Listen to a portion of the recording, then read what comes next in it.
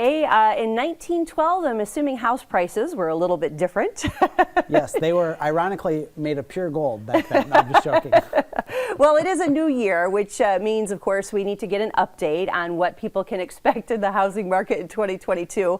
And Brock Fletcher with the selling team with Keller Williams Realty joins us with some answers on that today. So we are through the holidays. Yep. Forget about those now, and we are actually already on to the spring market, right? We are. The real estate spring market really does start on January the 1st, and it's kind of like getting shot out of a cannon, to be honest with you. Okay. It'll build up momentum very, very quickly, and by the time we get to mid-February, it'll be just bonkers. Tons of listings coming on, a lot of buyer activity.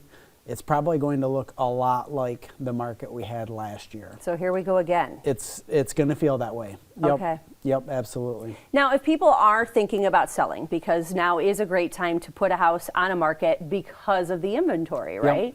Yep. As of this morning, we were at 464 active and available properties. Okay. That's about a 12, 13-day supply. So last year when we started the year, we were about 350. So we're about 100 more or so.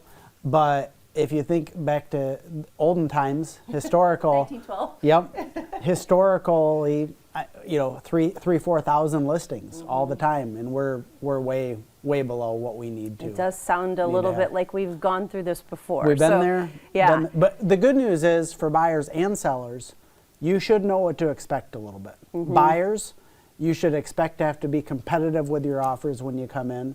Sellers, you're going to have a lot to choose from, but when the shoe's on the other foot and you're buying, you should be aware of that you're going to be competing. Well, and as we're seeing too, we're seeing some images. The best thing to do too is to contact, if people are thinking about selling, is to contact you. Yep. Because it's important for people. They're still doing some house shopping virtually, so it's important to have the best images to showcase your house, correct? Yeah, way over 95% of all people are looking online first before they even contact a real estate agent.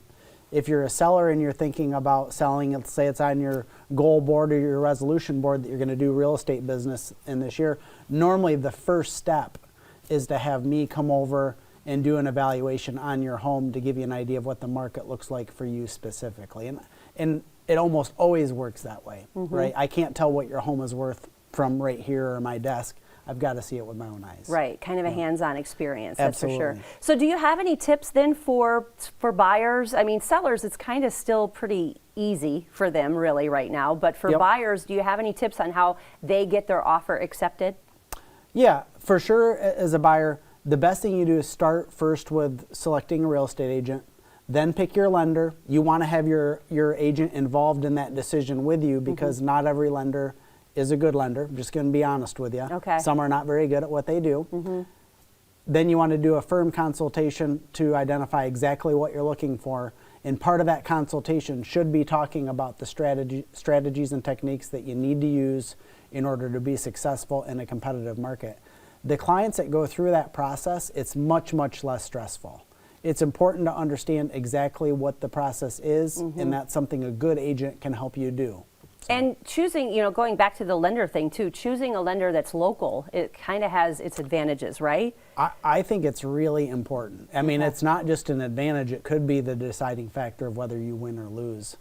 I don't want to get way into the weeds on that, but it all comes down to, appraisals and who's the appraisal, where are they coming from. Out-of-town lenders use out-of-town appraisers. That can lead to an appraisal deficiency if the appraiser is suffering from geographic incompetence. Okay. So there's a lot to that. There is a lot to it. So if you have any questions or if you need more information, you're thinking about listing, how do they get a hold of you, Brock? Yep.